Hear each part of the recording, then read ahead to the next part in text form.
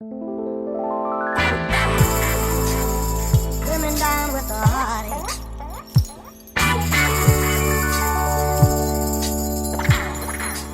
On this episode of Between Two Beers, we talk to Emma Twigg. Emma is a world champion rower who, at age 33, is in the best form of her life, training towards an elusive podium finish at the Tokyo Olympics. She finished 9th in the women's single sculls at Beijing in 2008 and 4th at both London 2012 and Rio 2016. She's also picked up 2 bronze medals at the World Champs in 2010 and 2011, silver in 2013 and gold in Amsterdam in 2014.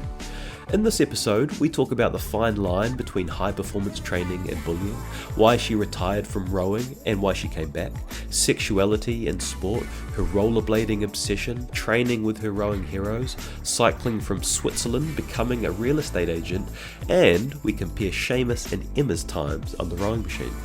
Emma is a ton of fun, and we loved this chat, which blended plenty of laughs with introspective observations from a life at the heart of high-performance sport. This podcast was sponsored by Craft Bar, our favourite place to dine in Hamilton. Craft are sponsoring a number of episodes and have been supplying us with delicious Swedish beers to enjoy during the show. Craft have a range of 15 different beers in-house, and their crispy pork belly is unmatched across the Waikato. If you're in Hamilton, make sure you show them your support. Mention this episode's secret phrase, single skulls, and you're entitled to $20 off any tab over 100, valid for 1 week after this episode is published. Check out our brand new website at betweentwobeers.com, where you can find show notes, photos, YouTube clips, and links to Spotify and Apple Podcasts for every episode. If you like what we're doing and want to support the show, there are also links on our site to our Patreon page. A huge thanks to those who have already shown their support. Enjoy the app.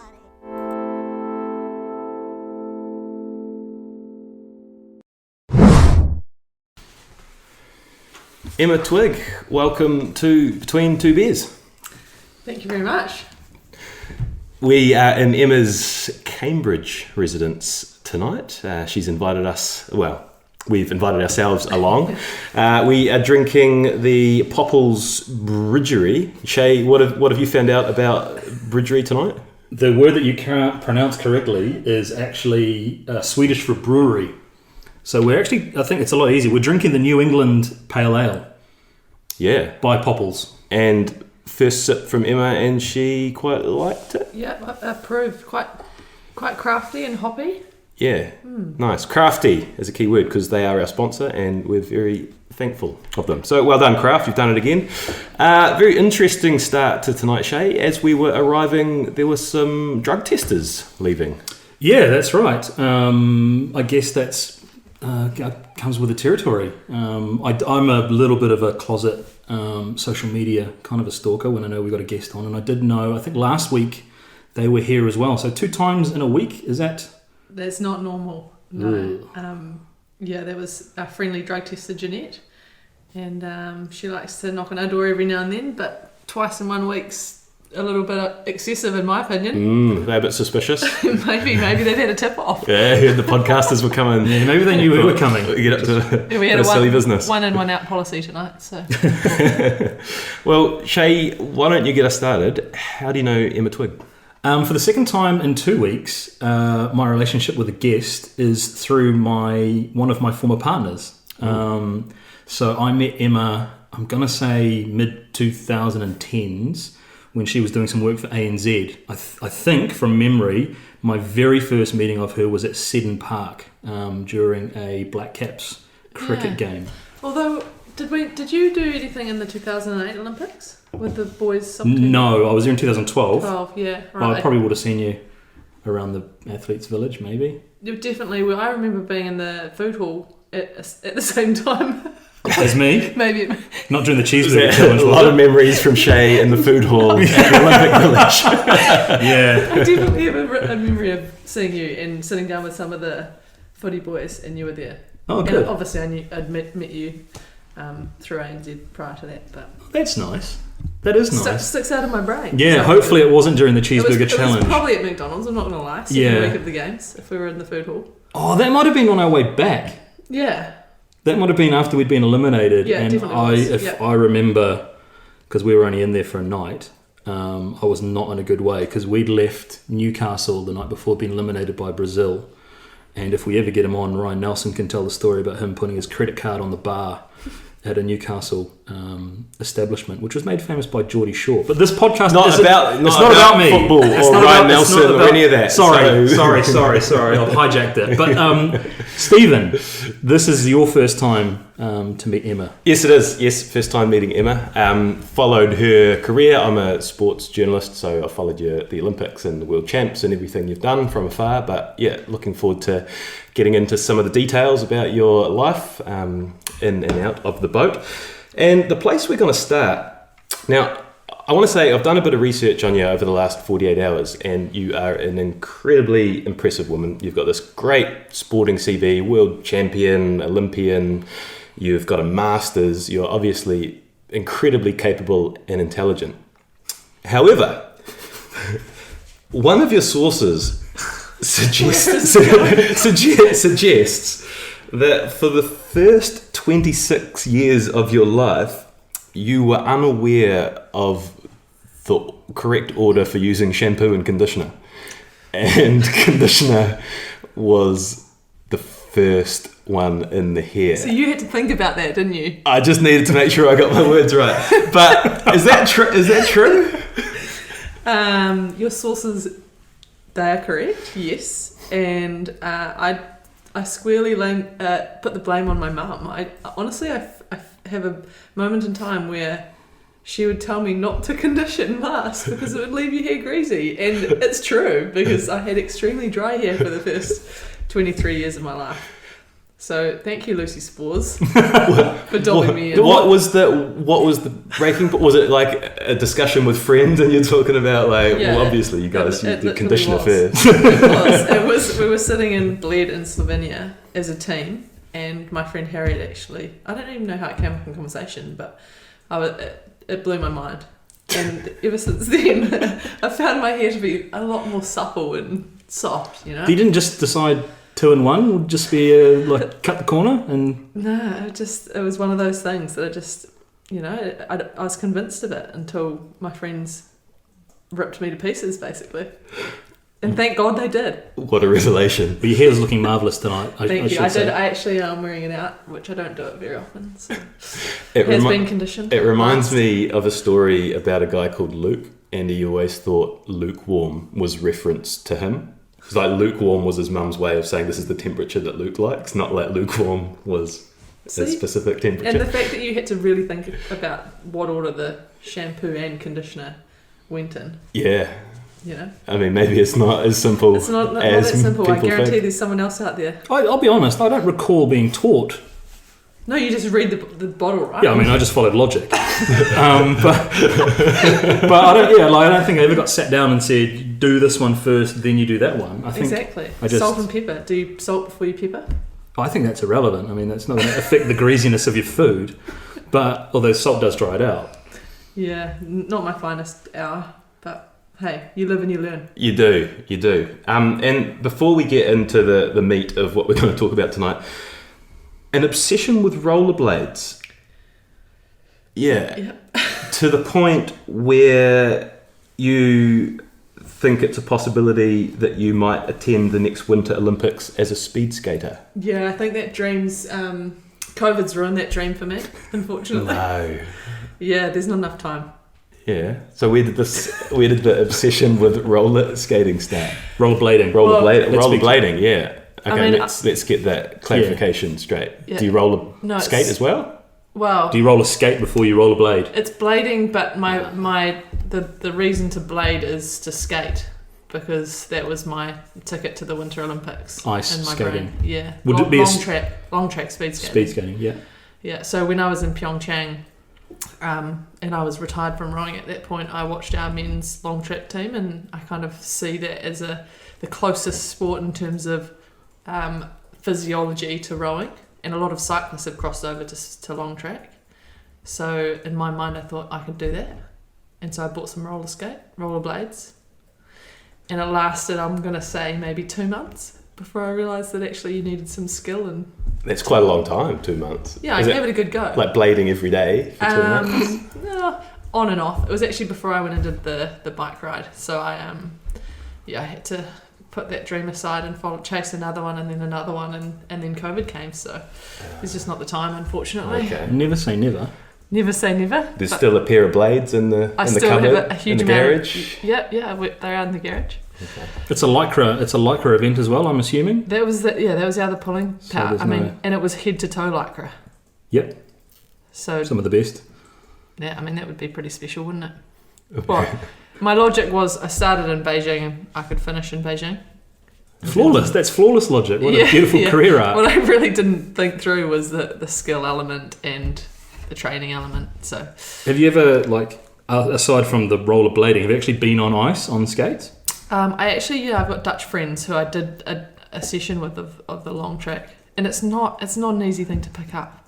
There's a lot of crossing legs over on ice. Yeah. Tricky.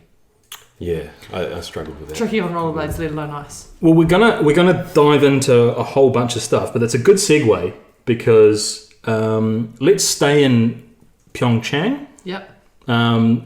So you were working there for the IOC. Yep. And is that around the same time that you kind of decided I'm gonna think about coming back to competitive rowing? Yeah, in fact, it was our long track team that kind of inspired that, I guess. I was volunteering in the mountain village. So I was doing an internship with the International Olympic Committee, and as part of that job, they kind of encourage you to go and volunteer and experience it from the other side. I guess I was at that point. And being in the village and working there made me kind of realise what a special thing it was. And seeing our guys compete on the track, they actually got fourth. But they were like milliseconds from being in the gold-silver match, or skate-off, or whatever they call it. And I guess, it just kind of reignited this fire and dream to be at a high level again competing, and probably realised that I wasn't yet done. So yeah, that was definitely what made me decide that it was back in a boat. And then while you were there, so you were working for the IOC, but did the New Zealand athletes recognise you from kind of other events around the place? Were they sort of coming up to you organically and yarning, or was it sort of... It's quite an unusual team because I guess winter and summer doesn't cross a lot, and a lot of the winter athletes are quite young as well. So I guess for them to know who I was, I mean, not many Kiwis would really know who I was anyway, but there was definitely one or two in there, some of the older athletes that, we'd kind of exchange greetings and things with, but I was kind of more in tune with the support staff and people that had obviously crossed over into the summer sports. So for me it was wicked just to be seeing these young kids fulfilling their dreams and quite unique sports, and sports that Kiwis don't really follow closely. Well, you touch on young kids and young athletes. And then recently you've kind of used your own profile to raise awareness, or to kind of touch on particularly like sexuality and young athletes that are there. Yep. Did that kind of, being in that position, did that sort of influence that, or how did you kind of come around to feeling, I guess, comfortable enough to start to talk about that publicly or openly? I guess the sexuality part has come with time as I've become more and more comfortable, and as various people in my life have come into it. My wife Shah is a big part of that. But for sure, taking that time away from the sport and realising the impact that you have as an athlete, as a role model, and the impact that you can have on young kids was pretty obvious to me. And one of the big reasons for my return was that I feel like you've got a really limited time in your life where you have that profile and you can influence people. So why not make the most of that, and while I'm doing something that I love, be in a position to be able to do that. So I guess that time away from the sport really did open my eyes to a lot of that when you're part of it and very focused on the pure athletic side, you don't actually take a step back and realise, wow, this is the impact that I can make. And it's timely because Robbie Manson's story, who's a scholar like yourself, was released by the New Zealand Olympic Committee, I think, over the weekend. Yep. So Robbie is an openly gay male athlete. Yep. And I think as a sports fan, like it's really interesting for me to kind of see that. And Steve and I were talking about this the other day, how it's almost a bigger story when a male athlete comes out than when a female athlete comes out, and I don't know why that is. And I feel like, not trying to take away anything from kind of either gender, but I feel like it's an incredibly brave kind of thing for Robbie. Well, it's incredibly brave for any athlete to come out, but for Robbie to come out and talk about it, I think he's been out for a while now. And I was having this exact conversation with one of my good friends today, that his story, I guess, very similar to mine, but for a guy to do that and to be as open and straightforward as he has been, I believe has a really huge impact. And I don't know what it is. I guess in sport, potentially, there's athletes that are labelled as gay women just by how they look, or that's kind of the stereotype. Whereas for men, it's not. It's almost the opposite. And that's something that I really admire in Robbie. That from a very long time, he's been very, very forthright with being gay, being open about it, being who he is, and I think that's also part of our sport as well, that he's probably never really come up against any kind of prejudice, which I'm really proud of, that I can say as a rower that I'm part of this community where it's embraced. And even just looking at our network yesterday, when that story came out internationally, so many of the rowers reshared it and were supportive of it, and I guess that's indicative of our sport, which is pretty cool. I was listening. Sorry, Steve, you get a chance to ask. You're doing great. You're doing great, mate. I was listening to another podcast that you were on as well, which I think you shared a story about Māori Cup. And a young coxswain. Was it a young kid, a young boy? So I'm not probably 100 on the detail, but essentially one of the coxswains of I think it was a Christ College crew, received a bit of abuse in the starting block of one of the races, the South Island Champs, I think it was, and I could be wrong here. And we've been known to be wrong with some of that. don't fret too much. As the story goes, at Māori, basically the other schools got wind of this, and in support of him, put rainbow-coloured tape down their oars, all of the boys' crews in the A final, which again is massive for school kids to be singling out these bullies and saying, "Hey, this is our Cox. He's part of our team, and he happens to be gay, but we're here to support him." So. There's always some good banter around the rowing sheds. In fact, last year my coach, Mike, was the coach of both Robbie and I, and there was a big joke that Mike had to have a rainbow flag on the back of his boat, and I think the boys from the quad quite happily put one there. It didn't last very long, but it was all in good spirit. And again, I just feel very proud that our sport there's no real prejudice there, which has been great for me. I read one of your quotes in one of the articles during the research, and it was strong, and it said, I want to be known as Emma the amazing rower before Emma the gay rower.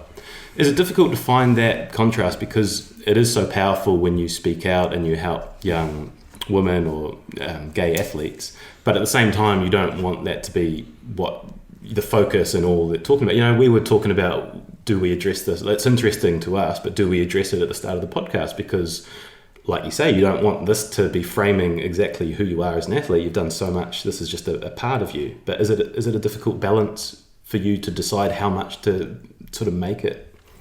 Yeah, and I think probably throughout my career, because that has been my my frame of mind, I've been out for years and years and years, and so my closest people and all of my friends, and I've never made it a secret. It's probably been more recently that I've really spoken openly, publicly about it, not because I haven't been out, but for that reason, that I've wanted to prove myself as an athlete and an individual before becoming this advocate for gay rights. And I guess it's not until I've kind of realised again that the people that I really can impact and influence are those young people that are struggling. But like you say, it's very much been for me about it doesn't make me any different on the water. It doesn't make me any different in life, really.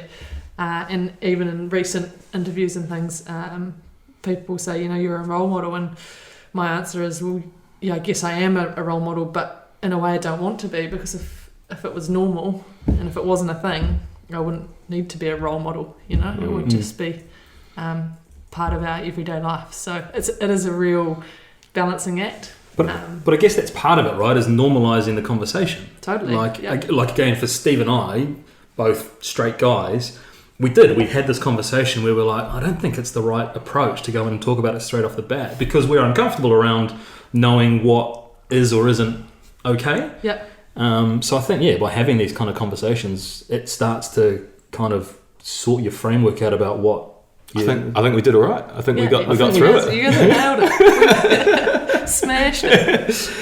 Oh, well, let's get into the meat, the rowing chat. And when Shay and I were talking about you as a guest, he sent me a message and he was like, holy shit.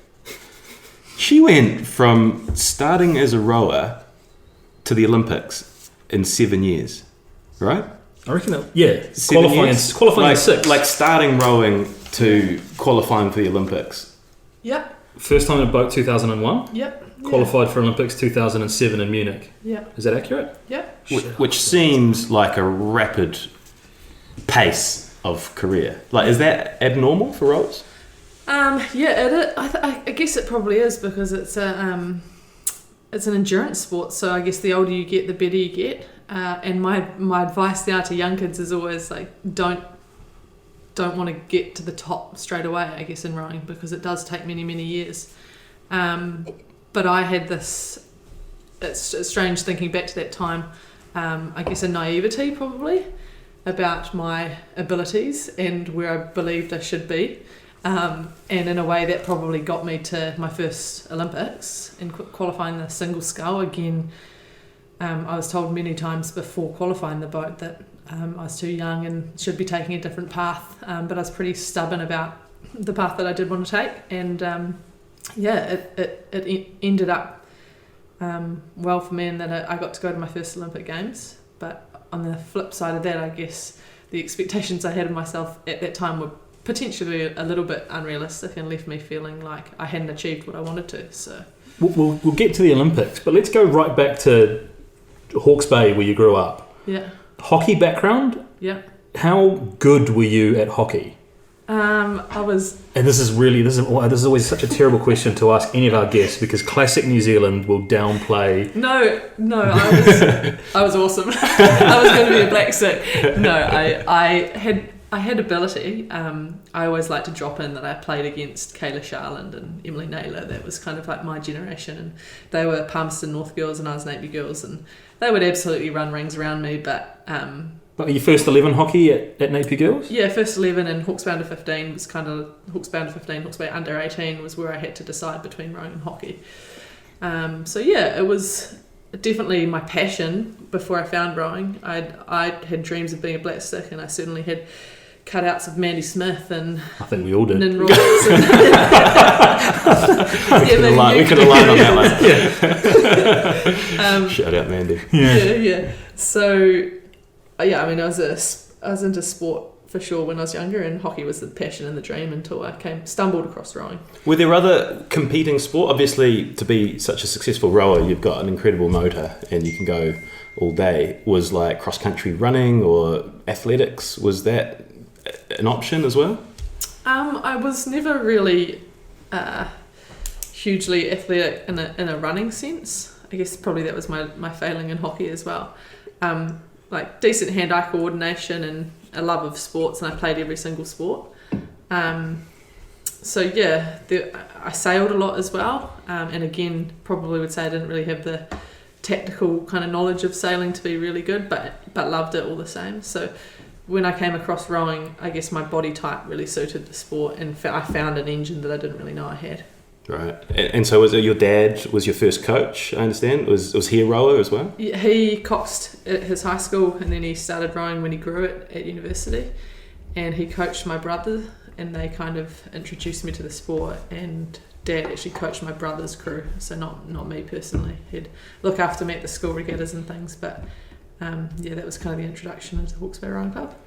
So what age were you when you realised or thought, shit, I'm really good at this? Like, was there a year when you remember thinking, if I really commit to this, I could go to the Olympics? Like, was there a breakthrough moment? I think school reinforced in the Māori Cup, and I won the under-17 and the under-19 single at school, and that was quite a big thing, I guess. Those singles are kind of like the blue ribbon events. So I knew I had ability, and then I made the New Zealand junior team in my second or third year rowing.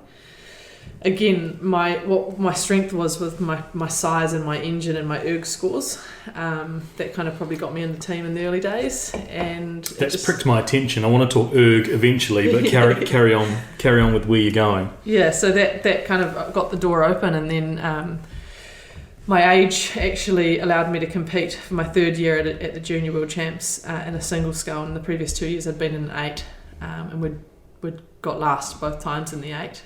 But at the same time, I was like, I wanted to do this, and I wanted to do it to the best of my ability and be winning medals. And my last year as a junior, I actually did the under-23 and the Junior World Champs that year. So that was my first taste of success in the single. And I guess the previous sculler was Sonia Waddell. She had retired after the Athens Olympics. Sonia Scowen, I remember her as. Yeah, Sonia Scowen. Hillcrest High. Yeah. There you go. Yeah. Little fun Legend. fact. Yeah. She was a hurdler, I think, or athletics before she got into rowing, and met the love of her life, Rob Waddell. And then she retired after Athens, and the spot was open and free for a single sculler, basically. And I saw that as the pathway to qualification rather than being in an 8. Now, you're our second guest in a couple of weeks that's been head student at their school. So you were head girl? You've done some research. Yeah. We pride ourselves on that. Were you quite studious at school as well as, like it sounds like you were travelling and training a lot to kind of fulfil your rowing successes, but to double down and also be head girl, you must have had some capability in the classroom as well. And to do what you've done, as we'll find out later on. I don't really know what they were thinking, because I certainly wasn't a ducks type student, but I guess I worked hard, yeah. Well, there's two types of head students, isn't there? There's the really studious one, and then there's the sporting. Yeah. I think leader. I probably would have tipped myself as a sports captain before a head girl. I was quite shocked to be given the head girl position, but it was one of the best years of my life, I have to say. I loved it, and I actually spent a term down at St Margaret's, so I was only at school for 3 terms because of the rowing. But yeah, I have great memories, and obviously really relish being in a kind of leadership position, and yeah, it was awesome. Great school, great memories of school.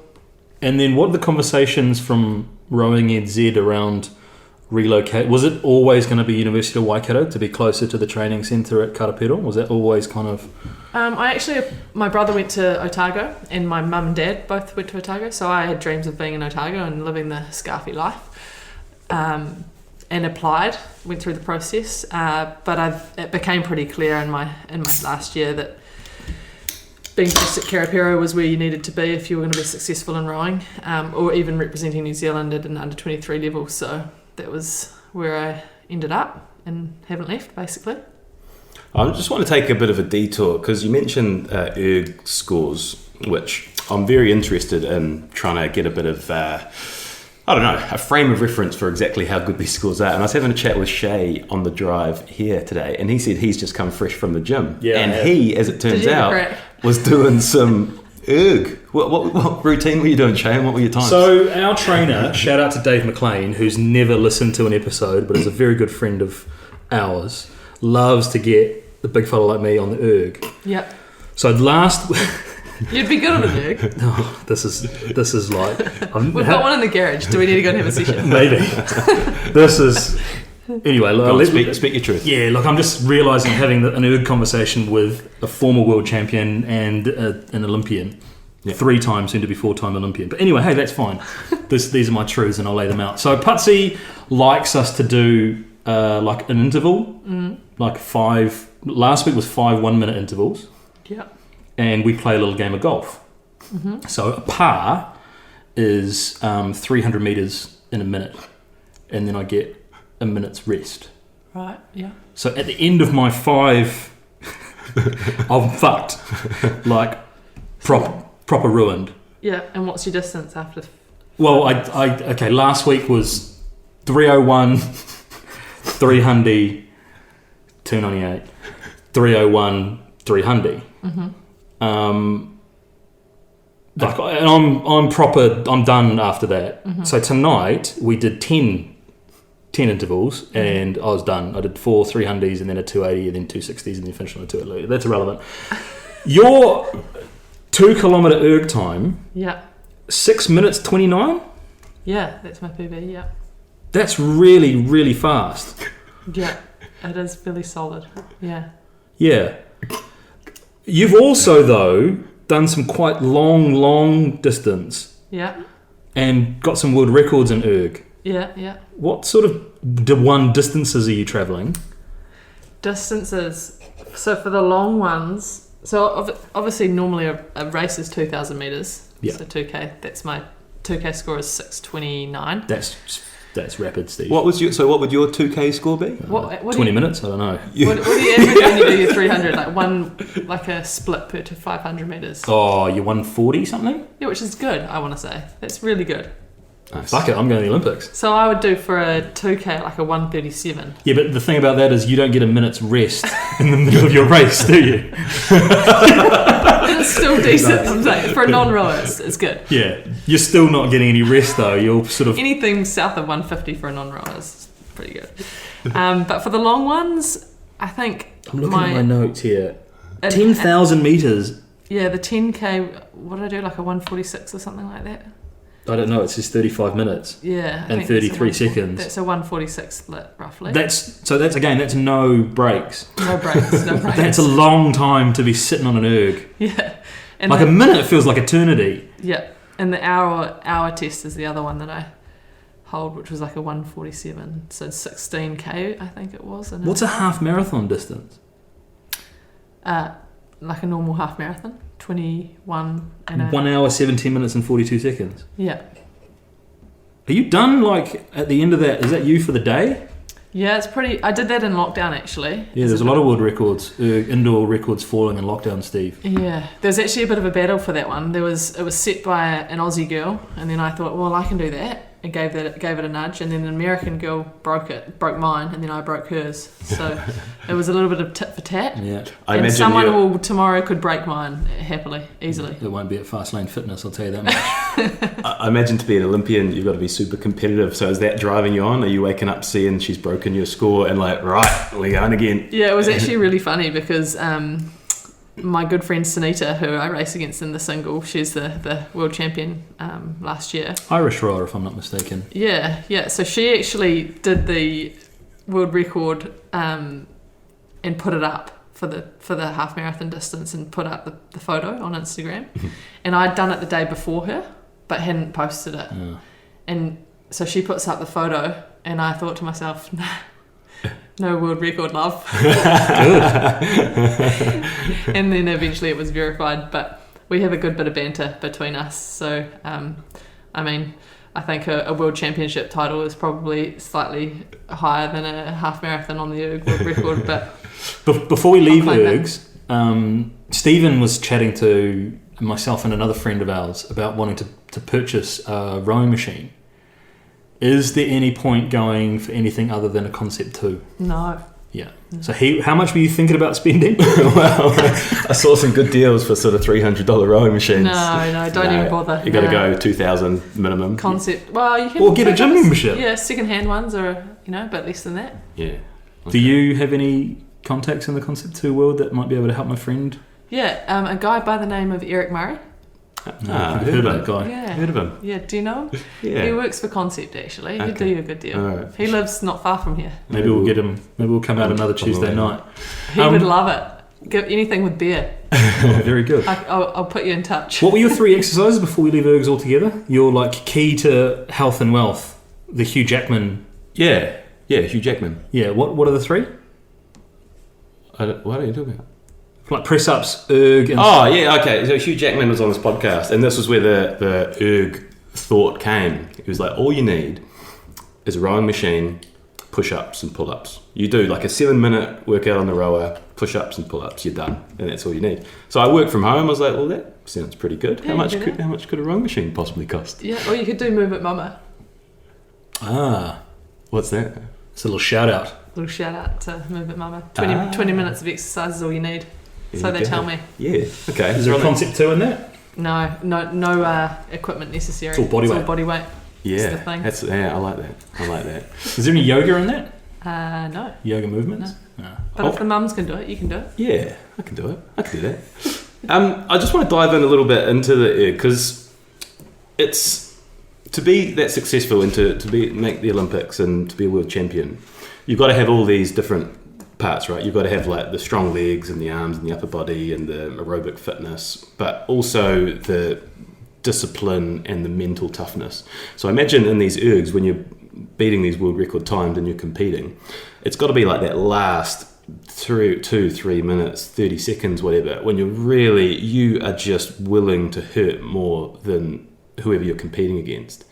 Is that the most important thing? Willing to fight through that pain barrier? Is that what separates the great from the good?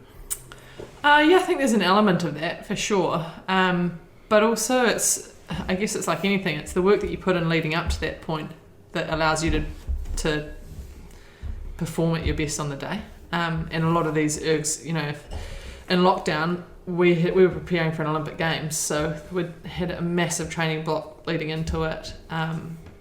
And it was a period of time where I thought, well, if I'm ever going to be able to do this, it'd be now, because I have this amazing aerobic capacity and I've been doing speed work and this, that and the other. Whereas 6 weeks after lockdown, if I'd tried to do that, it would have been a very different story. No matter how much I'd try and make my brain tell me that I can get there, you just don't have the capacity and the physiology at the time.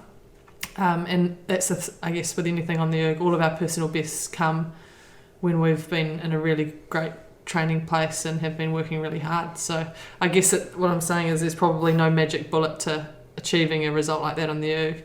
And no matter what you say mentally, you've still got to have the physiology to do it. But for sure, the mental aspect is part of it. Does it take a certain type of person to be a world-class rower? Like the monotony of doing the same thing, and I guess like is your life structured into these same routines that you do day after day for months and years on end? Yeah, and it's been really interesting training with other athletes from different sports and very different training programs and I guess talents in general. And I look at the rowers and I'm like, man, I chose a dud sport because it just requires so much monotony and repetition and endurance. Whereas, my friends training on the BMX track or in the gym that are, their events are kind of 40 seconds long and it's a completely different beast.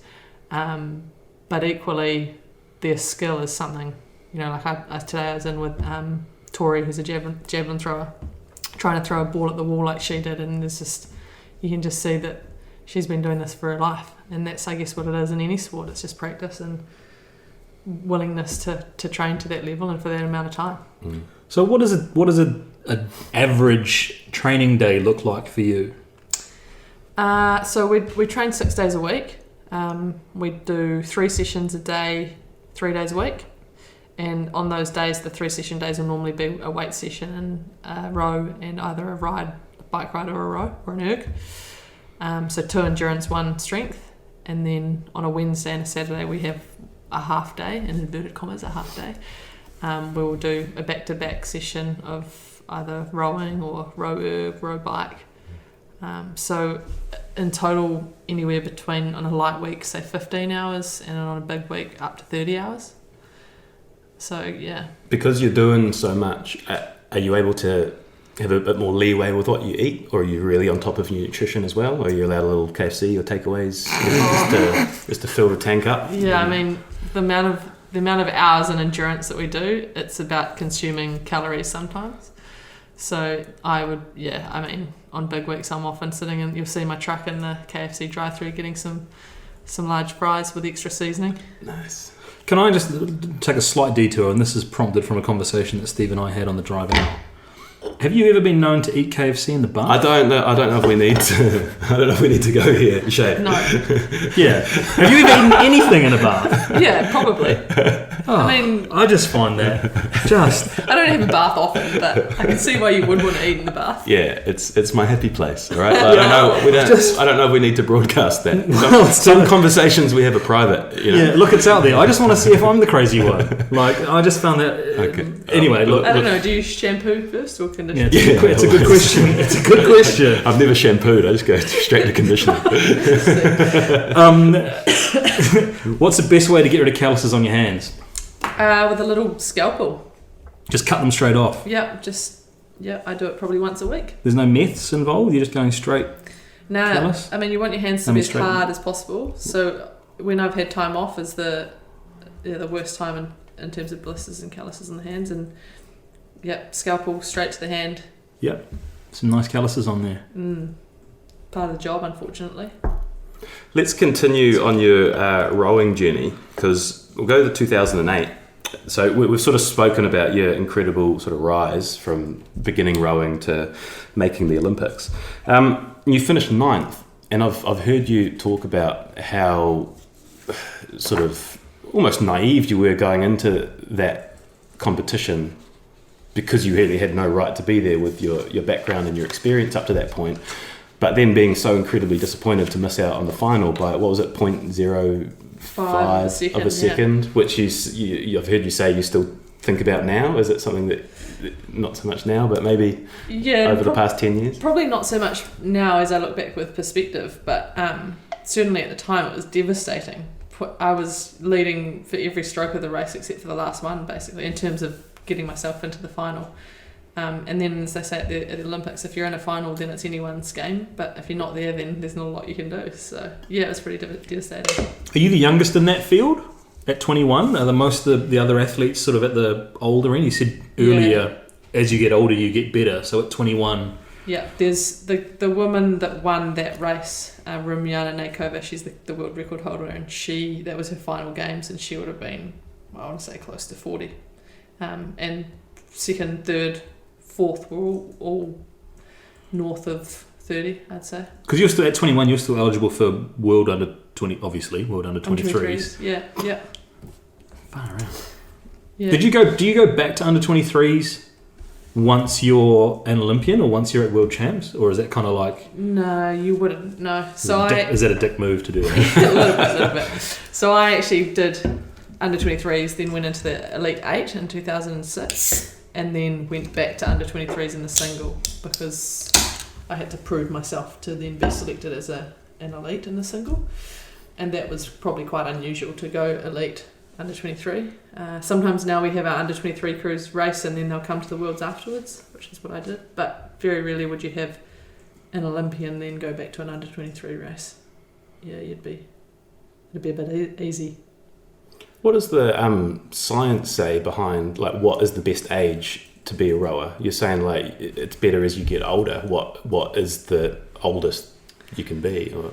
Yeah, there's not really, I don't think there's probably an age. In the single, it seems that the older athletes are successful. I think Kim in Rio was 32, 33-ish. Rumyana and Ekaterina Karsten, who dominated the single, were always winning into their 30s. I mean, Mahe, he's a great example of still going really well in his late 30s. And rowing, I guess, as an endurance sport, it allows that. It allows you to kind of be in the game for a really long period of time. So, yeah, there's no real rule. I think, for sure, you build a base and you keep building that, which obviously helps. And then on top of that, you just get experience, which a 21-year-old athlete just doesn't have. Which I guess segs nicely into, I've seen you again recently comment that perhaps you're in the best shape of your life, or you're feeling as good as you've ever felt, sort of early 30s. Is that true? You're feeling as sharp now as you ever did in your 20s? Yeah, definitely. And yeah, in terms of my physiology, since returning, I've broken every PB that I've done. I feel much stronger, and I feel like I kind of know my body a little bit better than perhaps what I did in my early 20s, and know when is the time to push and when's the time to back off a bit. But yeah, I just feel like in general my body and my ability to kind of build muscle and all of that kind of thing has progressed as I've got older. And I think it's obvious throughout our whole team, really. So, with that said, I mean, how frustrating was it in January, February, when you started to see these reports of coronavirus in China and Italy and America and things like that, and the Olympics hadn't been cancelled yet? You're in the best shape of your life, but you're thinking, fucking hell, this is coming. Is it day by day you're checking the news thinking it's getting worse?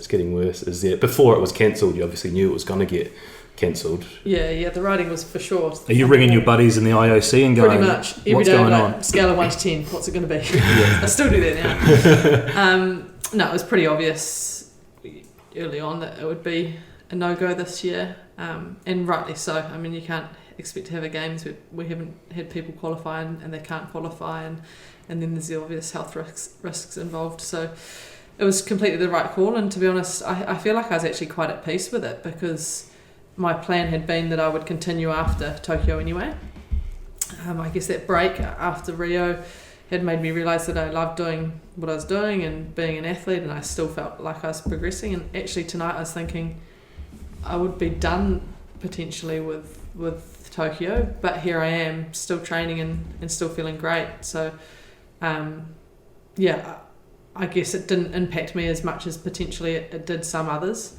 And also, having been to 3 games before, it wasn't my first, so it wasn't like this huge disappointment that I might not get to an Olympic Games.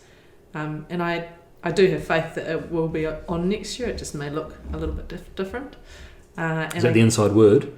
Is that from Thomas Bach? I wish I had a direct dial.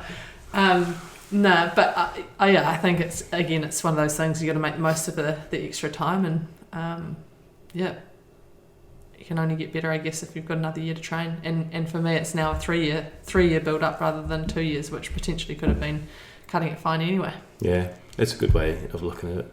We mentioned the first Olympics where you finished 9th. I know you've covered it in great detail, and it's probably, I don't know, maybe it is something you don't like talking about, or you do, the 2 4th place finishes. For anyone making the Olympics, making a final, coming 4th seems like an incredible success you'd be so proud of, but that obviously isn't the way when your whole dream and your whole 4-year cycle of training is geared towards being on the podium. How much does that motivate you gearing towards Tokyo, those 2 4ths, thinking, this is the year that I'm actually going to get on the podium? Yeah, I think the 4ths for me, if I'd raced my absolute best race and I felt like all the preparation had led to that point and that was as good as I was going to be, I could probably have looked back and felt really proud of it. Not to say that I'm not proud, but I definitely feel like that wasn't my potential. And again, that's probably some of the reason behind my return is I feel like there's more to give, and we haven't seen the best of Emma Twigg internationally just yet. And of course, my dream since being a young girl is to stand on a podium at Olympic Games, and I believe that I have the ability to do it. I just have to execute that race and the preparation and build up. And now I feel like I've got everything around me and all the people around me to be able to do that. So yeah, fingers crossed we get a game to race at. That's quite exciting, because I know we're obviously predominantly been a football-based podcast, and I know a lot of guys the same age as me, sort of mid-30s. You have all this wisdom and experience and life skills and ways of looking at things which are different. But with football, at mid-30s, you're done. You're finished. It must be really exciting having that same knowledge and that reference of what's been before and what you need to do differently to achieve your goals, and being in the best shape of your life, thinking, here we go, home straight, a year to this Olympic Games, and it's all there. That must be quite a nice feeling. Yeah, definitely. I guess it's a privilege that I've had 20 years of experience that I can now utilise at my 4th Olympic Games. And while I would have liked to have said that I'm already an Olympic medalist by now, it's still there. It's still burning away. It's still not the be all and end all, because I'm loving the process and I'm loving being back part of the team and the day to day, because I think if I wasn't loving that, there's no way that I'd even be in a position to be challenging for a medal in Olympics. So I think the whole package is a really important one, and yeah, I'm excited. Which has been your favourite so far of the 3? Tough question. Experience-wise. Yeah, I think Beijing was pretty phenomenal because it was my first, and it was something very different. The facilities and the way that the Chinese put it on was amazing. I'll never forget watching the opening ceremony with the drummers, and just the expansiveness and the manpower that they had there was phenomenal. Also great parties in Beijing. Yeah, talk to me about parties. Like, so after you finish competing, obviously, there's a few weeks. How long was it before? Yeah, rowing's early doors, isn't it? Yeah, it's the first week, so we're lucky we get to go into the village for the second week and just enjoy the food hall and the entertainment, basically. And Beijing was really unique because of the restriction around visas and things like this. They had 2 or 3 places where all of the athletes would just massive venues that you just go and party, basically. So everyone was in one spot. London was really awesome too because it was quite unique in that they had big, sponsors and things having their own parties, but it was quite fragmented in a way. So yeah, I love Beijing from that perspective. London was, again, in terms of organisation, unreal, and facilities and the way it all worked was amazing, and it was almost like a home Olympics because of the British factor.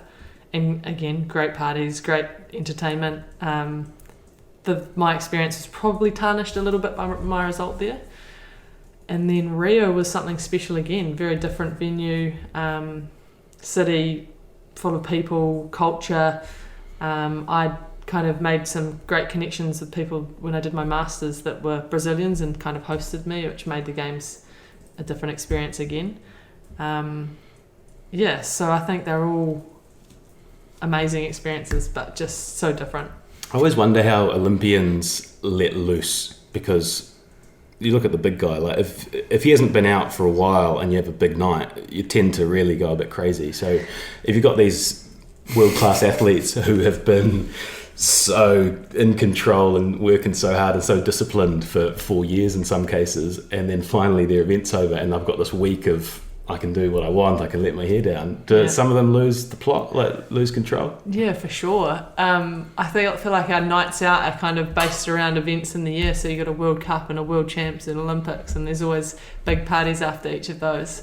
And if anyone's experienced a rowers party, it's just absolute chaos because we look forward to an invite. Few boat races. This guy gets it. The World Champs in 2010 here was phenomenal as well from that perspective. But it really is a time not only to just let your hair down, but to catch up with old friends. Like when you're competing internationally, you're very focused and you'll say hi to your friends from around the world, but to actually get to party with them and enjoy time with them is something quite cool.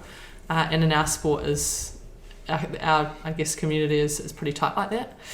But in general, the Olympics is madness like that. It's just crazy athletes running around, enjoying themselves, getting to support each other, getting to go to all these events, and obviously everyone is sporting mad. So it's phenomenal, really. And how much better is it letting your hair down now that you've got the conditioner and shampoo thing run the right way? Did I have it? Call back. 2012. No, I think I was good by then. Have you had an awe of another athlete moment at an Olympics? I tell a couple of stories normally when I'm talking to the kids about Usain Bolt, and Shah always gives me grief about how I say his name. I think I got it right then. So we were... What's a different way you'd say? Usain Bolt or Usain Bolt? I don't know. How do you pronounce his name? I'm scared to say it now. I think Usain. I'll probably go Usain Bolt. See, this is the shampoo conditioner story. It's nothing like that at all. Playing out in front of me. Anyway, we'll go with Usain Bolt. Okay. He was in the McDonald's line, and it was not long before his 100-metre final, and I was looking at him, I was like, what is he doing? And at which Olympics? London? Or Beijing. Right. And he was lining up apparently to get his pre-race food, which was chicken nuggets, just standard. And I was thinking to myself, young, naive Emma, what's he doing eating chicken nuggets before his final? You can't do that. But there he was doing that, and off he went an hour later, and he claimed another gold medal. What's your go-to before a big race? food-wise? Oh, like peanut butter and banana on toast or something basic like that. Yeah. My other one is that I always tell the kids that I roomed with Roger Federer.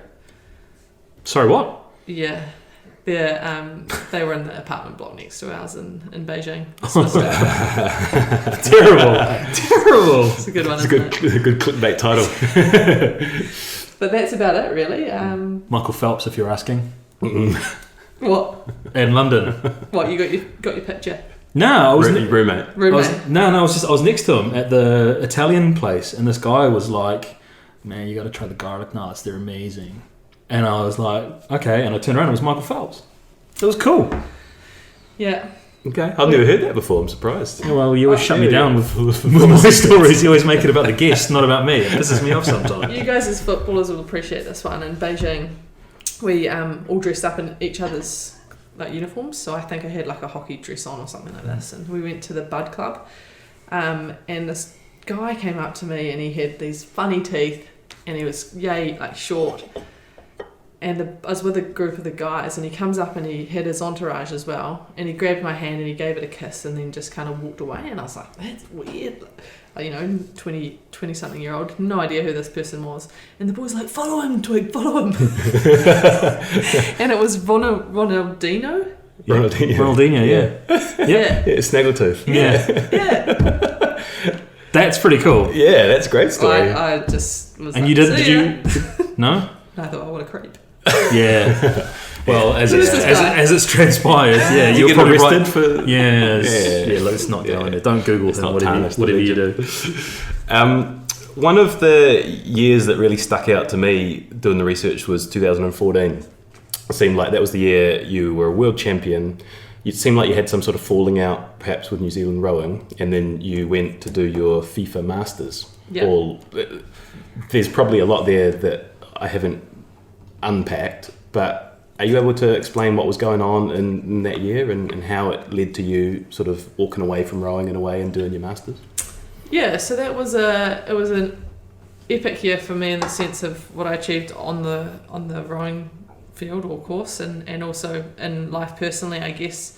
I guess London had taught me a few lessons in terms of if you put all this effort in, you can do everything in your power, but you don't necessarily walk away with the result that you want, and there needs to be something else after sport. So that had kind of twigged that thought. Excuse the pun. Nice. That's good. Do you use that often? No, it's my first time. Come on, Emma.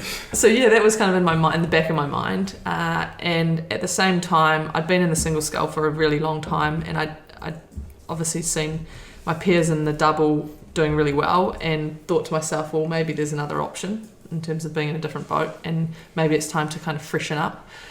So I put this to the selectors, and they weren't very interested in it, and kind of felt that I guess our program's built on winning medals, and they'll have a medal target for each game. So I've kind of always been earmarked as a potential medal, be it gold, silver, bronze in the single, and they believe that they had a world champion or a medalist boat in the double, so weren't kind of willing to.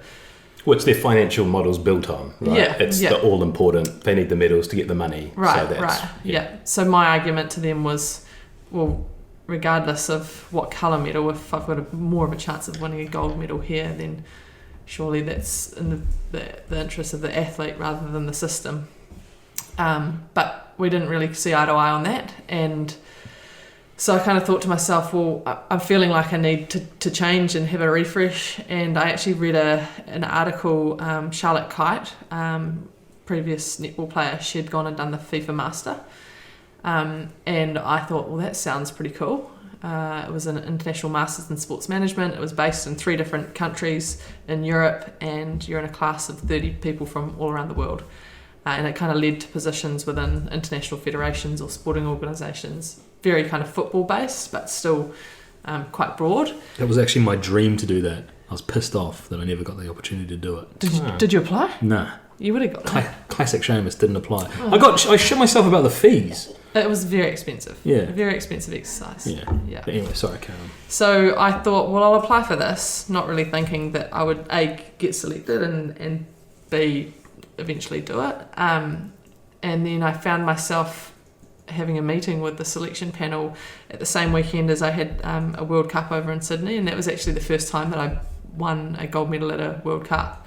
And it all kind of, I guess, just came to a head there that I was offered this position in the FIFA Master. I was going really well on the water, and I kind of thought, well, if I'm performing on the water and I go to Row New Zealand and say, hey, I'm going to go and do my Masters, will you support me in this? I'm a single sculler, I can train anywhere in the world, I can give you my training data. That they'd support that and allow me to go to the qualification regatta. So I think my Masters program finished in June, July, and the World Champs were August, September. So a decent amount of time to kind of meet back with the team and get going again. And I would have been training throughout the year as well. But again, they decided that they had the depth to pick someone else in my spot and get the boat qualified, which, as it transpired, didn't quite happen, which led to me having to qualify at the last chance regatta in the year of the Rio Olympics. So it was a bit of a muddled time, but at the same time, from a personal perspective, it was amazing. I became world champion and then went off and had this fantastic year doing the FIFA Master. Seamus's dream. Yeah, crushed it. There's a really interesting point there that for non-rowers that might be listening, that term qualify the boat. Yeah. So in rowing, if an athlete qualifies, they actually qualify their country for the Olympics, and that seat could be taken by anyone potentially. Is that kind of how is that the way to look at it, or? Yeah, so the year before the year of the games, so 2019 was our qualification year for 2020. And any boat that got qualified in that year can be filled by any person the following year. Right. So you're basically trying to get as many boats across the line and qualified, and then from there you'll pick the people in order and decide what event they're going to go into. So Robbie qualified the single in 2019 but was picked in the double for 2020. Right. Yeah. So that's generally, I guess the plan is to try and qualify as many boats as possible and then pick the boats that are going to go really well the following year. And then in the year of the games, if you go to the last chance regatta, there's 1 or 2 spots left for each event. So it's called the Regatta of Death, they call it, because there's just so is that like many. a colloquial term, or are they just... Yeah, it's like right. You're off to the Regatta of It's Death. not the actual Regatta of Death. 2 spots available, Hunger have fun Games. with that, instead of the 7 or 8 the year before.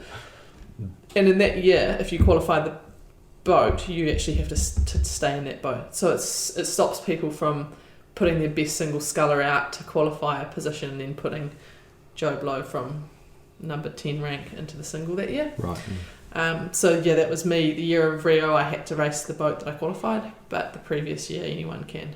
So how much pressure is on you in that last chance death regatta? Yeah, a lot. Yeah, and as it transpired, it was a lot. But at the time, I backed myself. If you've taken the top 9 girls away to be in the top 3 the following year, but going into all of that, you've got people that have been injured the year before, or there might be an outstanding sculler that's come from anywhere. So there's always pressure in that last regatta, and anything can happen in that regatta too, right? Like I could have been injured or sick, or in fact during that regatta I hit a buoy in my lane that had floated out of the line of buoys. What was he doing in there? Bloody hell, Idiot. damn that buoy. Luckily I didn't fall in. But things like that it's not a place you want to be. Yeah, and bear in mind, you're also leading into that, you weren't part of the Rowing NZ program, right? You're based in Europe doing your own training? Yeah, so I was based in Europe and through until August of the previous year. So basically the world champs in the qualifying regatta that I wasn't allowed to row in, I was actually there watching. Watched the single not qualify and then went home a couple of months after that to rejoin the team. Oh, right, okay. Yeah, I was back as part of the centralised program, which was what Rowing New Zealand insisted was a prerequisite to selection, basically. Just back to when you were doing the FIFA Masters and training at a world-class level, how difficult was that to juggle? Yeah, it was a tough balancing act. And I look back now and I can't believe I did it. I can't believe the number of hours that I put in on the bike and by myself on the erg before and after class while still doing classes. I feel like I didn't sleep probably that year. I certainly didn't go to bed at 9:30, that's for sure. but at the same time, it was like... Is that a hint? Because we've still got a lot to get through. No, we're good. So it was crazy, and actually probably one of the proudest years of my career is fitting everything in.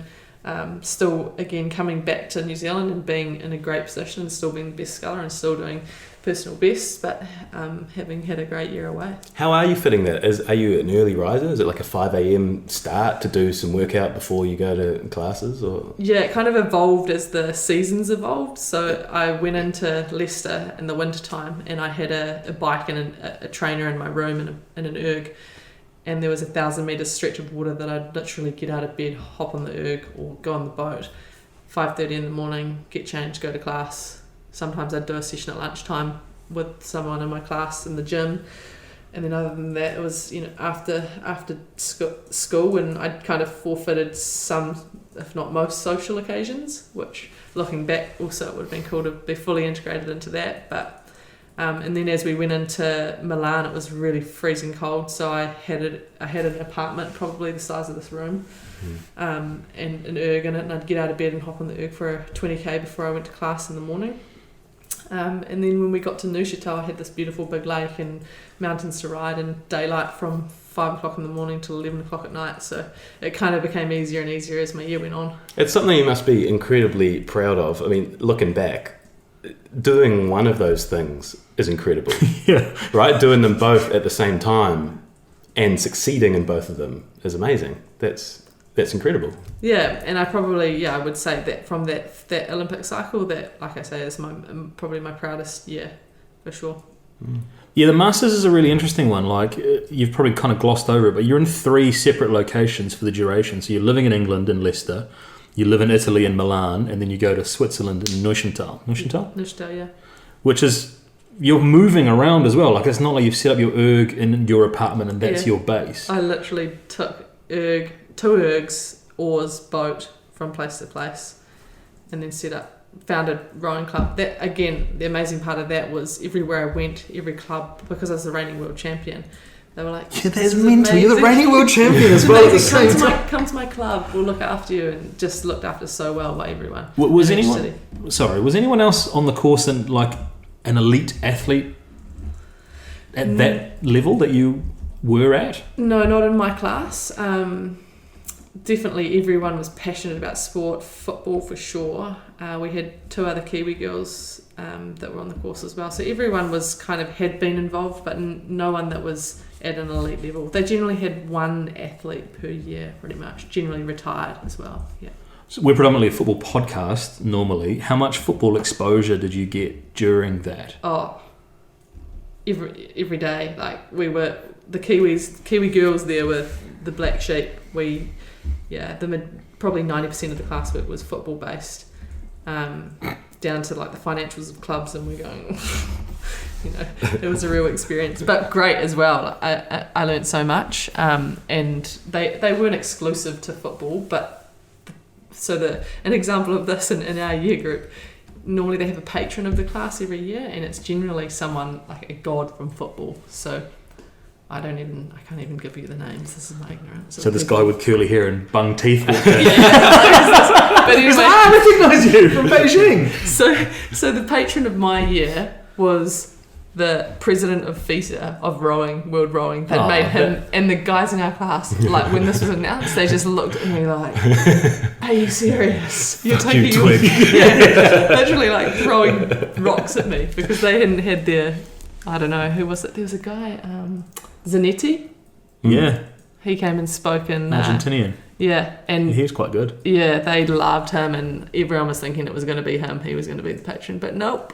Did you play? Did you play at all? In any little scrimmages? Yeah. We would play a lot. We had a class team, and we'd play in every city we went to. They'd always have 2 or 3 games. Big tall centre back, I imagine. Quite good in the air. They'd always put me up if there needed to be if you had to have a gender balance in the free kicks. I'd always have to do a free kick because I could just kick it. Yeah. That's about it. Strong legs. Yeah. I want to move into high performance coaching because it's quite sort of topical at the moment, and Eric Murray wrote a column in the Herald recently which made big waves and generated quite a lot of discussion on social media. I'm just going to read you some of the quotes that he said. He says, we've seen from various sporting reviews in the last couple of years that there have been multiple reported cases of bullying in New Zealand sport. Yes, some athletes have had unfair treatment in such stressful and pressurised environments. Other times, I think some of the coverage or discussion is misplaced and more a case of athletes failing to come to grips with the fact the high performance dream they signed up to is not all fun and fluffy ducks. So we've had examples, football ferns with Andreas Heraf, he was bullying them. I think that one was proven. Cycling, rowing, there's been some issues with Dick Tonks. I think Hamish Bond spoke out recently about an altercation they had when Tonks sort of crossed the line, but overall they sort of said it was okay. You're someone who's obviously been in that high pressure, high performance environment for a long time. Where is the line? Like, have you ever experienced bullying, or do you think what you have experienced some other people might categorize as bullying? We just have discussed this a lot recently, and I think that is the thing in sports, that because it is such a unique set of skills that you have, and there's not necessarily a huge amount of high-level coaches out there that you can go from one to the next, and things are easily forgotten.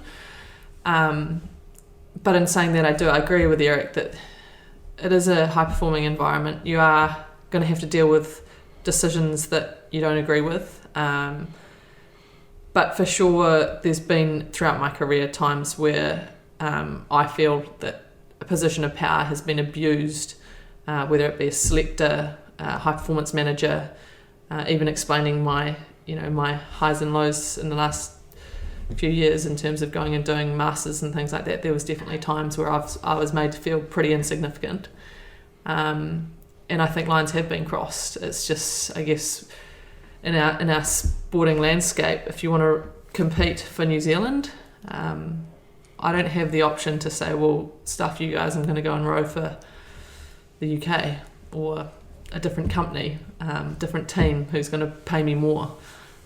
So there is a certain element of control that our national sporting organisations have over us, and I think we do need to make sure that these people are held accountable and that there's processes and there's transparency. And I feel like rowing is now at that point where we do have a hell of a lot more transparency than we did, say, 4, 5, 6 years ago, even in terms of our selection.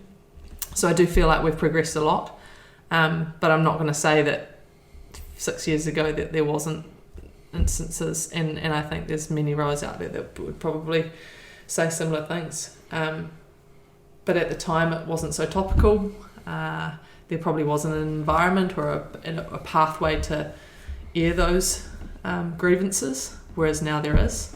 And now there is such a thing as athlete welfare, and so organisations are kind of now putting in place those pathways, which is a great thing. I think certain sports are ahead of others, but I hope that we continue to progress in that area, because as you've seen in various Netflix documentaries and whatnot, it's a pretty brutal environment, and when you have no other option and your dream is to be at the Olympics and competing for your country, you probably do let things slide that in other instances, if you're an organisation with HR, you'd knock on the door and say, hey, that's not cool, or It's a tough position for a young athlete, and going back, like I say, it's very topical at the moment, and it seems like processes are being put in place to deal with it. But back to, especially when you started, you're a young high performance athlete coming up, you don't really know any different. If you've got a guy who's bullying you or screaming at you in your face or pushing you, which is totally unacceptable, that's your normal. You don't know any different. Yeah. So it can be very hard to speak out if you just assume, well, if I want to be an Olympian, this is the sort of shit you've got to go through.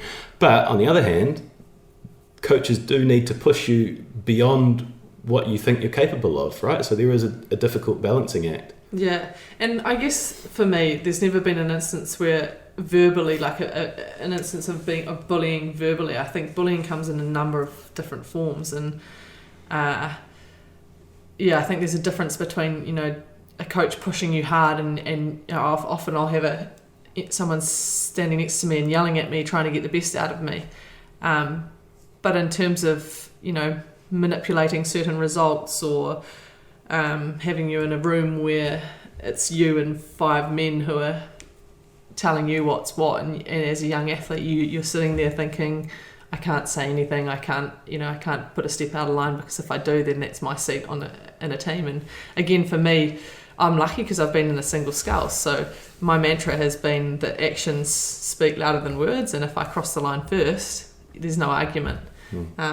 In terms of selection or in terms of various coaches or who I have around me, but I'm sure if I was in a double or a quad where there's slightly more transgression in terms of, you know, what you're adding to a boat or being able to show what you add to the boat, then yeah, you would be towing the line and maybe not questioning. And that's where I think that there can be some kind of some blurred lines. How much of this do you reckon is kind of generational as well? Like, we're all around a similar age. I'm a little bit older than both of you. But like in my experience, I look at the way some young athletes react to certain situations, and I think that, like, that's not bad. Yeah. And maybe it is what you said, Steve, and that's you don't know any different. But I think things have really changed rapidly in the last 20 years, let's say, where, I mean, you look at our club football as an example, like, when things get tough, a lot of kids just chuck it in versus actually sticking it out and building that resilience. And if there's one kind of word I think that defines your career, it is resilience and building that resilience. And I guess it's hard to do unless you are challenged in the appropriate ways. Yeah, and I guess that's a strength of our program as well. And I credit a lot of that work ethic to Dick Tonks's style of coaching. And that kind of instilled this mentality in a number of athletes who then passed it on to the next generation and the next. And we have this program that is built on miles and hard work and dedication and resilience. But that's not to say that you have to be treated as you wouldn't want to treat someone else. You know, I think there's definitely a line, and there's definitely no avoiding working hard and sometimes doing things that you don't want to do. Like you say, I think probably there is a generational thing there. But at the same time, we just need to make sure that everything, I think as an athlete, you want, like I say, you want to cross the line, you want to know that you are the best, you want to be shown results, put up on the board that you lost this race, won this race. And if you know that, then cool, we will all, you know, move forward and move on. And I guess that's all athletes really ask for. And as soon as there is anything less, then you got to say, well, you know, is this a high performance environment?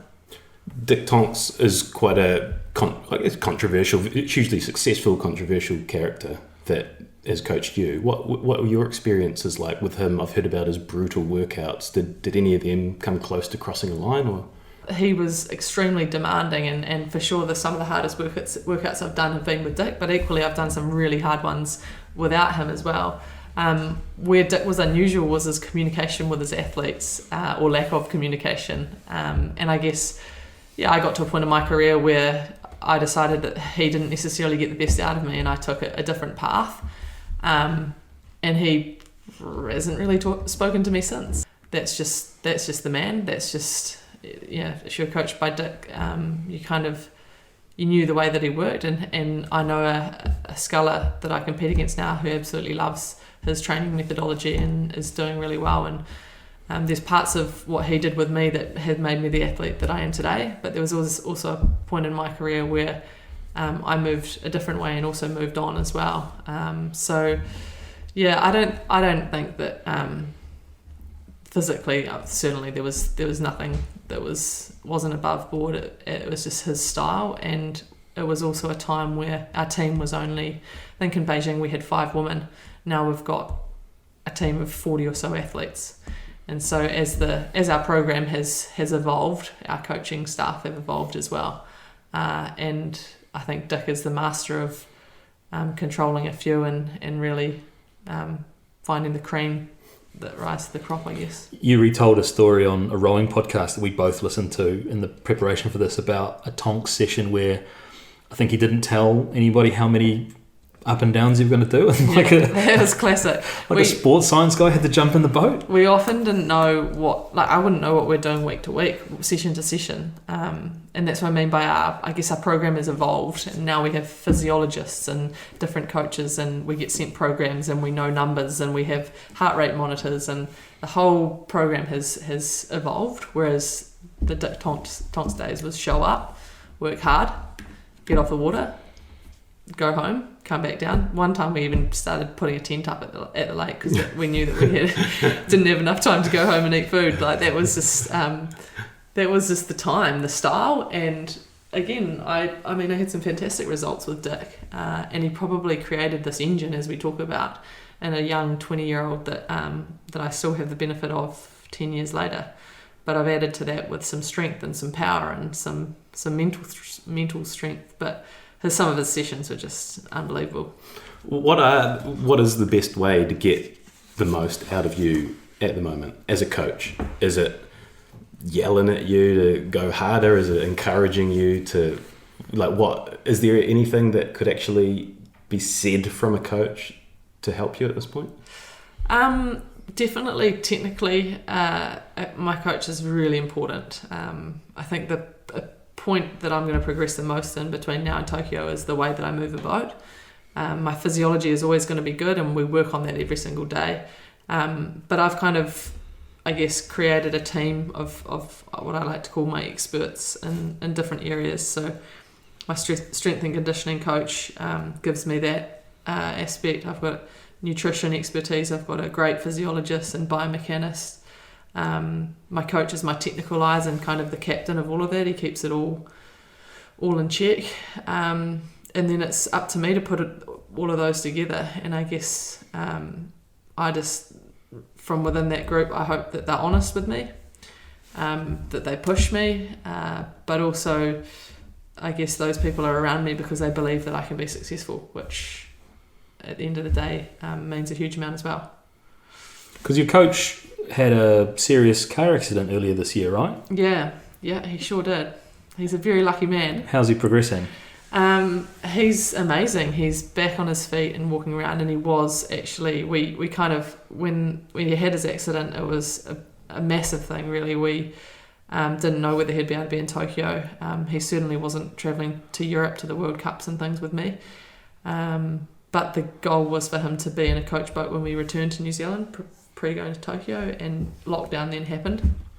But he was, to his word, in a boat walking when we should have been back from Europe. So pretty amazing. His legs were fractured into multiple pieces. So he's just so lucky to still be here. And yeah, it was a pretty emotionally draining time. Because it was on the accident happened on the morning of the North Island Champs. Yeah, North Island Champs. He was actually going to pitch my boat. So in rowing, we have a term called pitch, which kind of determines the way that your blade goes through the water. And if the pitch isn't right, you'll just row like a muppet. And he'd promised me he'd pitch my boat, and he'd told me that he'd pitched my boat the night before. And so he was obviously planning on waking up in that morning to pitch my boat before I went out to race. And I went out and raced, and I just couldn't figure out what was wrong. And then he'd had his accident, and apparently he came out of this massive operation. The first thing he said was to his son, Shem, "Can you make sure his boat's been pitched?" And the race was well and truly over by that stage. So we give him grief that he told me a few little white lies. But it's funny what when you go through this huge trauma, and his focus was making sure that the boat was pitched. Amazing. That team of experts that you referenced, are they exclusive to you, or do they sit across the rowing program? They sit across our program, so our physiologist looks after everyone, basically. My S&C coach, Angus Ross, he works with Athletics New Zealand. He's based at the Advocacy. And that relationship kind of came about when I went away from the sport and then came back into the program and wasn't able to use our S&C guys. So Angus kind of helped me out there, and then we've continued on. and everyone else is Row New Zealand based. Yeah. You've mentioned as well, there's a little community of elite athletes that call Cambridge home now, right? How cool is it seeing those, rubbing shoulders with those people every day? And is that extra motivation, as well as the top rowing athletes that you've got there, is to see the other kind of athletes around? Yeah, it's awesome actually. And rowing is a kind of almost a little subculture in itself, because we have our own building and we're at the lake. But because I've been training at the Advantage Room, doing my weights over there, I've been able to meet all different types of athletes. You've got the throwers, BMX, Dave Nika, boxing, lots of the cycling guys, and form relationships with them, and also just watch how they train. And again, it's just eye-opening to see so many different athletes, all with different talents, very different body shapes, and just equally as gifted in their own right. Who's the most impressive physical specimen that you see on a day-to-day basis? Oh, I'm going to give it to Dave Nika. Yeah, he's something else really. The way that he moves in the gym, he's strong, but he's fit and he's agile. He's a specimen. Speaking of specimens, I understand that the Everswindell twins were heroes of yours growing up. You had pictures of them in your bedroom, yeah. And then it got to the point where you were training with them and working out with them on a daily basis. Yeah. That must have been a pretty cool experience to train with your heroes. Yeah. I remember buying some Oakleys because they had some modelling myself off Caroline and my blue Oakleys. I look back at those photos now and think, gosh, what were you thinking? But they were legends, and for sure heroes of mine, and Hawke's Bay girls. So they would come back to Hawke's Bay and they'd throw us out in an 8, and I would hop in the middle in between them. I think I've got a photo actually. I sat in between Georgie and Kay.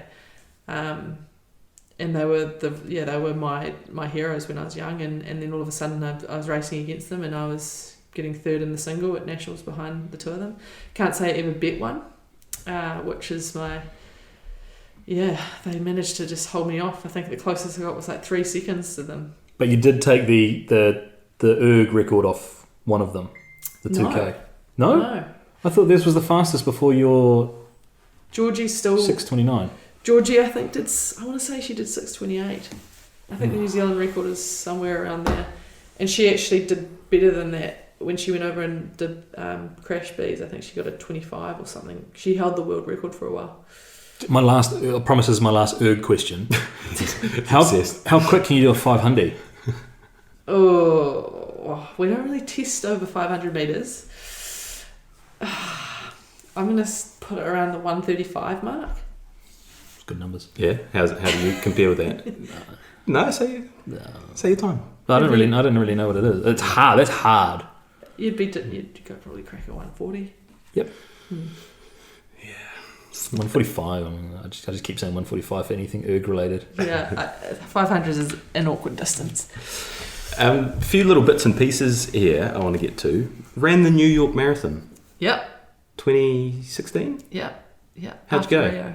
It was amazing. I would highly recommend that to someone if you could ever get the chance. So you had to qualify for the New York Marathon? No, I cheated and paid my way. Yeah, you could. They put a certain amount of tickets aside for the bougie packages. So you pay for the hotel. It was the most expensive hotel I think I've ever paid for, because it included the ticket to the marathon. Yeah.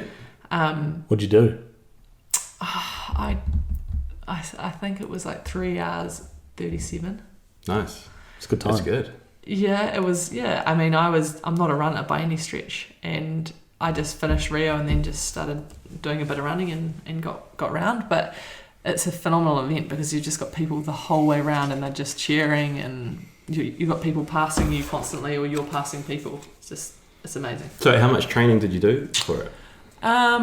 Well, from Rio until November, so that would have been a couple of months. Is there crossover? If you're super fit as a rower, are you going to put up a decent time in a marathon? Is that transferable fitness? I think, again, the engine helped at the end, and I'd done enough running that I could be on my feet for that amount of time, basically. Is it disorientating going forwards? Very, very confusing. Although if you know me and you know rowing, I'm looking out of the boat a lot. Yeah, are you actually not? Yeah. I'm like renowned. Like my coach is like, get you in the boat, because you shouldn't have to look out of the boat. You should be looking behind.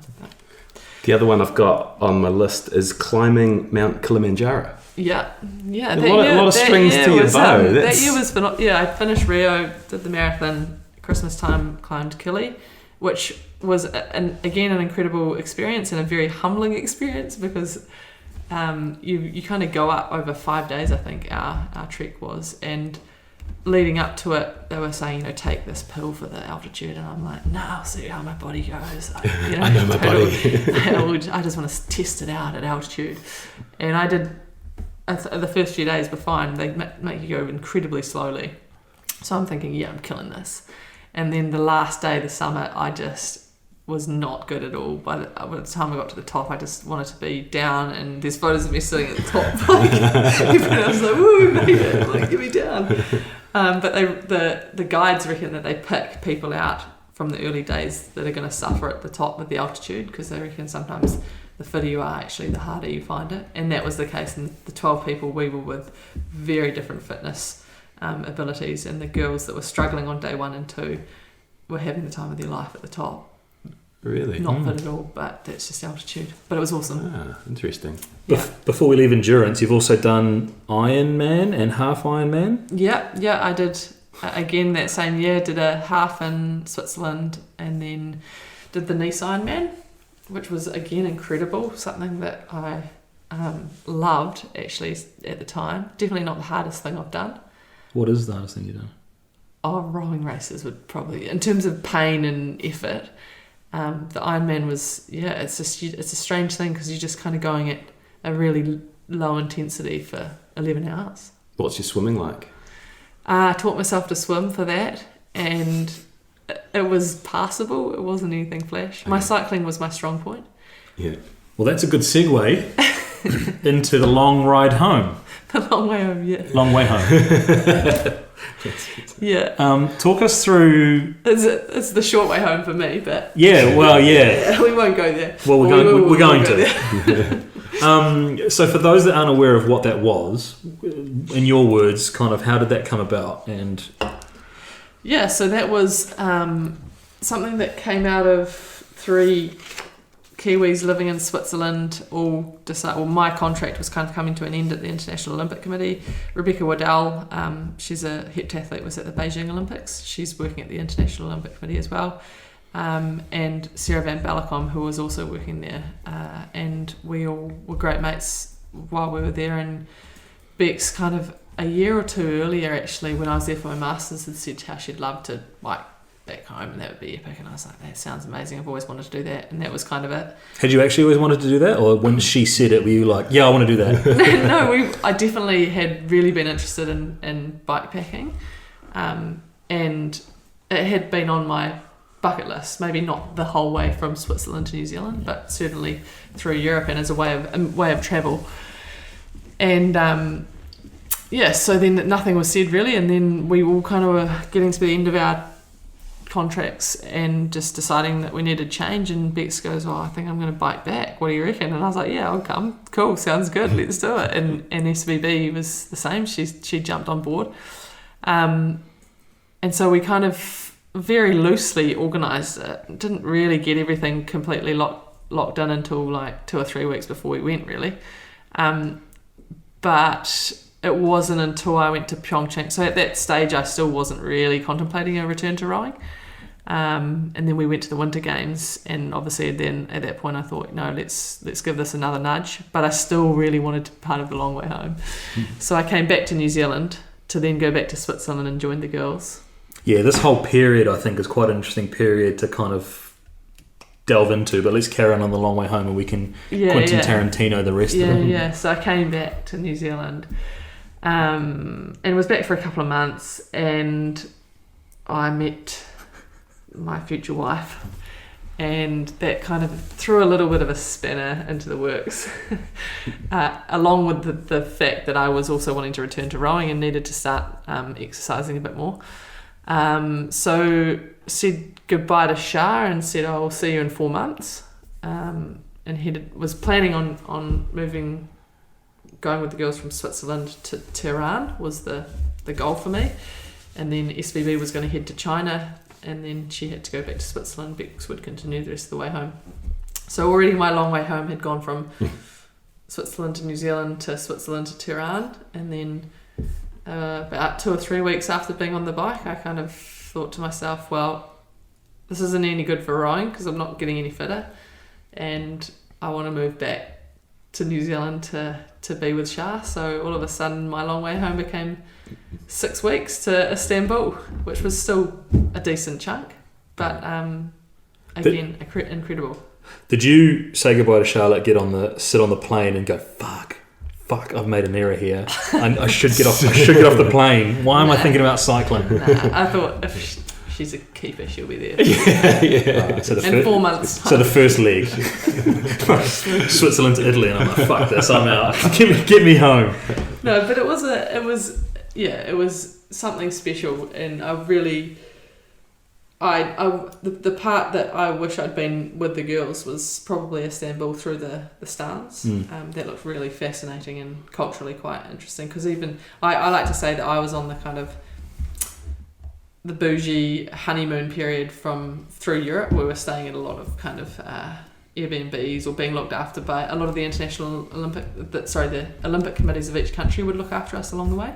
So we were really well looked after, and then when I left them, they started sleeping in the tent a hell of a lot more and under drain pipes and things like this. So, but man, Bex was an absolute legend, getting the whole way through that in less than a year. Did you rejoin when she got to New Zealand, or had your rowing schedule precluded you from being able to kind of do that? I picked her up not far from Cambridge when she came through Cambridge, and then I'd intended to ride the East Coast with her and picked up a mountain bike to go with her, and got on the bike, and after about 5k had 2 flat tyres and nowhere to fix them, so yeah, good luck. Said, see ya, you keep doing your thing because you seem to be good at it, and ended up coming back, and I was pretty much fully into the training again by that stage here, so.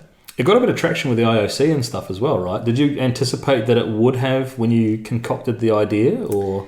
Yeah, well, we kind of pitched it to the Olympic Channel as a good bit of content, and so they kindly came on board with some funding for our content, but I don't think they ever actually used it. I don't know if that's a reflection on our content, but dig it out of the archives and release it with this cast. Yeah, it was. I mean, what Bex did was just incredible, really, and even like now, I'm thinking, in this world now, she's just so lucky that was a year earlier, 2 years earlier, because it's not a thing anymore. Just dipping back to when you met Charlotte, my research suggests that the first date was a 46-kilometre hike or walk. Tongariro, you did do the Tongariro crossing, did you? Yeah, with Tongariro Northern Circuit. Yeah. Whose idea was that? It was my idea. Yeah, it was. Were you still on that endurance buzz? It was a test to see if she'd commit to a long. And to be fair, we haven't walked that distance since, have we?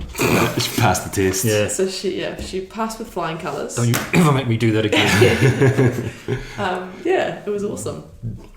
And then, so you got married, and then you became a marriage celebrant. Before I got married, I'm good friends of mine were getting married and asked if I would get my license and be their celebrant. So that was before getting married myself. Yeah, and have done a couple since. Done a couple? Yeah. Okay, you're putting yourself out there. If anyone listening if anyone needs a marriage celebrant or a real estate agent. Real estate, yeah. Well, let's talk real estate. Sorry, before we jump there, I scoured the women's magazines around this whole wedding thing, and there's a couple of things I was really interested in fact checking. I know. Yeah. So the wedding dress thing, broke tradition. Why? Well, you saw each other in the wedding dresses before the day of. But it's not a traditional wedding, is it? Why not? We're normalising everything. Come on, it is. It's a normal wedding. We broke with tradition. Did you really toss a coin on the day of to see who would walk down the aisle first? Yeah. On the day of? Yeah, so we had our little nephews, both of our brothers were our best men, and they were waiting at the top of the aisle for us, and they flipped the coin between them, and whoever was to win was to be told the little boys were to run up and let us know who was going first. So Shah was actually really keen to go last, but she lost. So, I mean, that was inevitable, wasn't it? And the ring and the calluses, or was that just a joke for banter? No, there was a little bit. I think we got there in the end, but it was. So Steve, the ring didn't go over the. Had to kind of wiggle it on, but I think that was all. There was probably a bit of comedic effect. Or? Yeah, or maybe written for the women's mag. Yeah. You know, embellished.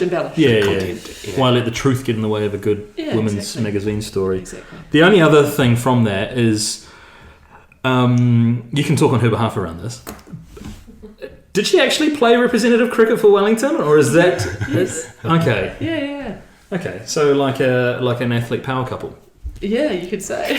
Well, yeah, she will be hating this. Yeah, she was a wicketkeeper batter for Wellington. Oh, right. Yeah. Okay. She likes to remind me that you have to squat 500 times or something. How many?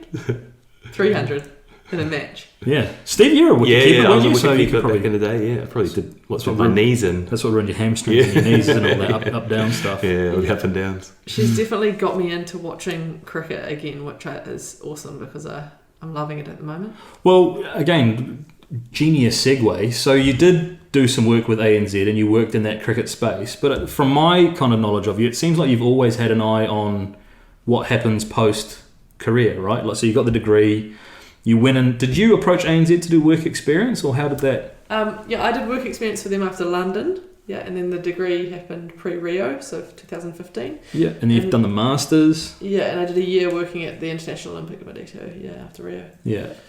And working's just now not I'm for back you, wrong. right? Working's just not for you, right? Every time I try it, sitting at a desk, I'm like, how about rowing? Yeah, I think every time I've done it, it's definitely made me appreciate the life of an athlete, and made me appreciate that my body's still got more in me. I don't think I've quite found my niche, I would say, and I think it's all I guess building to me figuring out exactly what I want to do, and I don't think it is sitting behind a desk 9 to 5. So continue to try things. Because as Stephen alluded to, you've got another string to your bow at the moment, which is real estate. Real estate, yeah. Trying. Just starting out. Again, we're really lucky that we have Prime Minister scholarships and help from the government throughout my career in terms of being able to study. And I guess I see real estate as an area that is competitive and kind of allows some flexibility in terms of how you work and where you work. And so I thought, well, let's have a go at that. And I mean, I've really loved getting qualified. Really enjoying the people that are in the office in Bailey's in Cambridge and the environment that's in there. And I certainly see some synergies between, elite sport and the competitiveness of the real estate environment. So who knows? Yeah, if anyone's got a listing. Yeah, it's got to be about profile. Like, that's got to be a pretty big thing working in your favour, right? Like, they'll know the name Emma Twigg if you're in Cambridge, especially if you do well at the Olympics or whatever, and then it's like, holy shit, Emma Twigg's a real estate agent? I'm going to go and... Yeah, I think there is an element of that, but I've very quickly found out that there's a difference between people knowing who you are and actually trusting you and selling their house and their most prized possession. So you've certainly, I don't take for granted that I'm probably already in the game in terms of name recognition, but in terms of convincing clients that I'm skilled and knowledgeable and can do a great job at convincing people to buy houses, it's another story again. So lots of learning still to be done. Yeah. Are you going to do the list thing? Yeah, how's your list looking, Shay?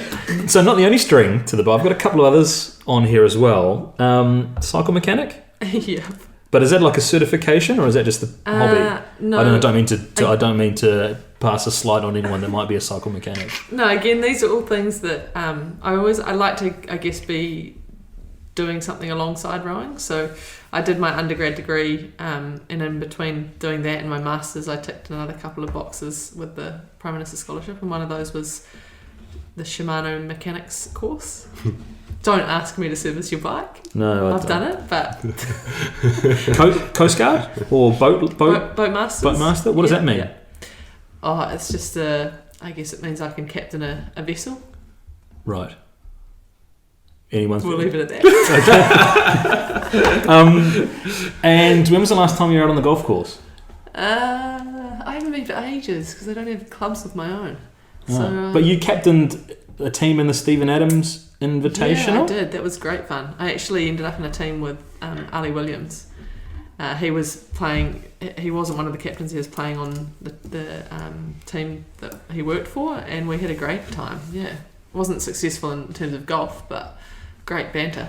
Did you meet Stephen Adams? Yep. Giant, eh?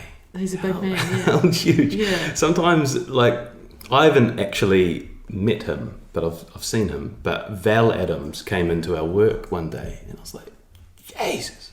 Yeah. Like, that's huge. You don't get that appreciation on TV. He's a big man. And he's, next level. Yeah, and he's bigger than Val. Can I do 3 more? Yeah, sure, go. Does Kelly know that you're on the podcast from Cultivate Group? No. Good. Excellent.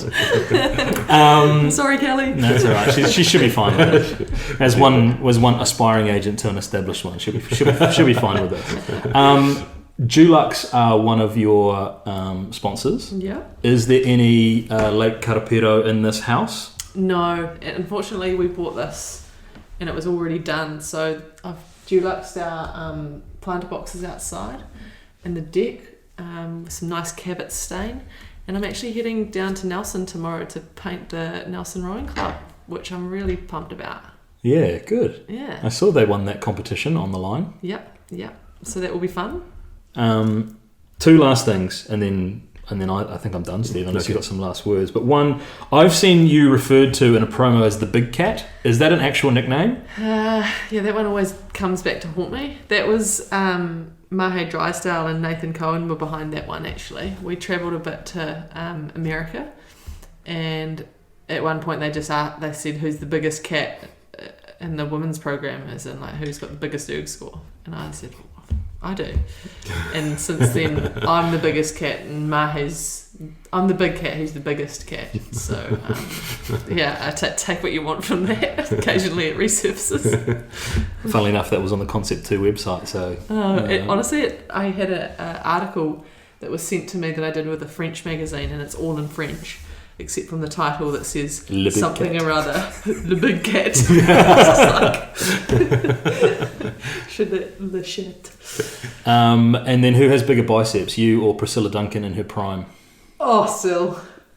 Hands down. That woman. She's a beast. Yeah. You've seen her biceps. Yeah. They're Huge. Yeah. So she's out I mean, bicepped everyone. rowing's a legs dominant sport. There you go. You'd be good. Strong bottom half. Those pistons, they could You're do some right. damage. I'm out, Steve. Yeah, well, so am I. That was awesome. Thank you so much for taking the time to join us. I know our audience will love that. You've had an incredible life so far, and we look forward to following your progress wherever it takes you next. So yeah, thanks for inviting us into your home, or having us in your home, and yeah, thanks for joining us. Thanks for the Poppels. Nice. We should do it again sometime. Poppels New England Pale Ale. Shout out to Craft, wonderful sponsors, and yeah, let's do it again. Cheers.